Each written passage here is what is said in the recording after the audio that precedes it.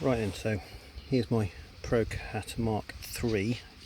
Even though it was 2.4 gig, it didn't have any special features, so thought I'd upgrade. Got a FlySky 10 channel receiver in there because I wanted more options. One of those options I wanted to have was a retractable hopper, which I now have. You'll have to excuse it, keeps moving around in the kids' pool, but here goes. A bit closer. I know it's not the best.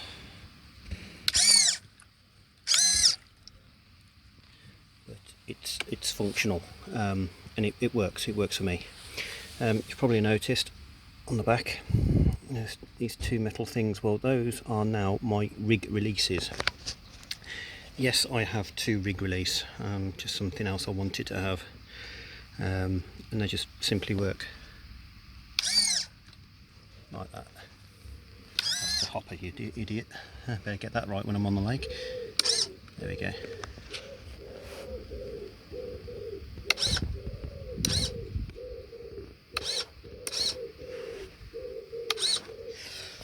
And then the other one. Get back over there, you tart.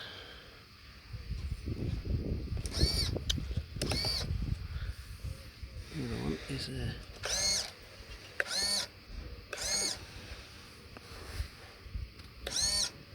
don't know why, but that other one is not retracting all the way. It was, not now. I'll have to have a look at that.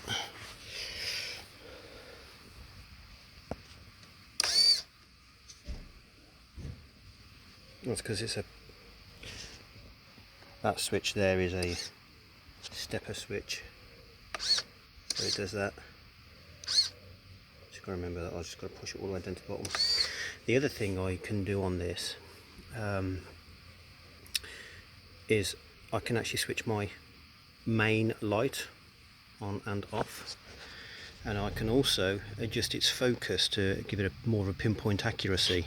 I can't show you this because I've actually got the, as you know, the tangoed orange top is actually in for lacquer at the moment, so I can't show you that.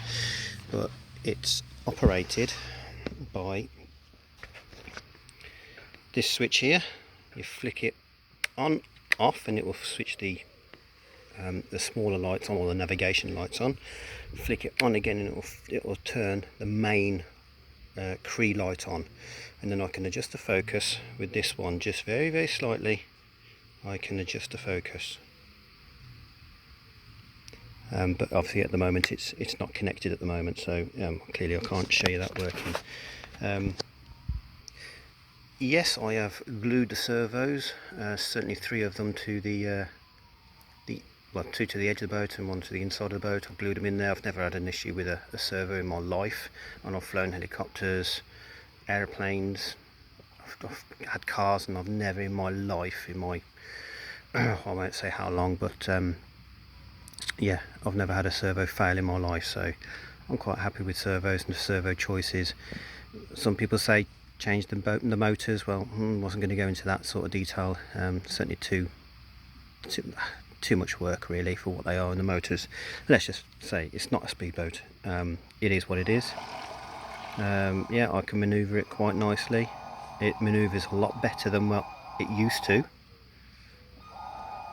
Yeah, typical man trying to do 2 things at the same time. I can't control a boat and a phone and talk at the same time. But yeah, yeah, quite manoeuvrable.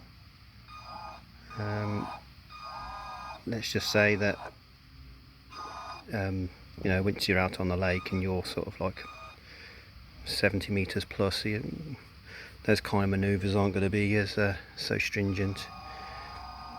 Deeper pros and navigation and all that jargon, not really what I want really. I just put an absolute crap load of bait out there, and just really for myself, just hope for the best. Yeah. Some people would say, oh, what about the weight and this, that and the other? Well, again, it's not a speedboat and it ain't going to sink. I have tested it all. It does get quite close to the rig releases at the back there. I might be adjusting those a little bit just to make them a bit more streamlined, a little bit more pleasing to the eye. But other than that, this is going to work for me. Yeah, hope that helps.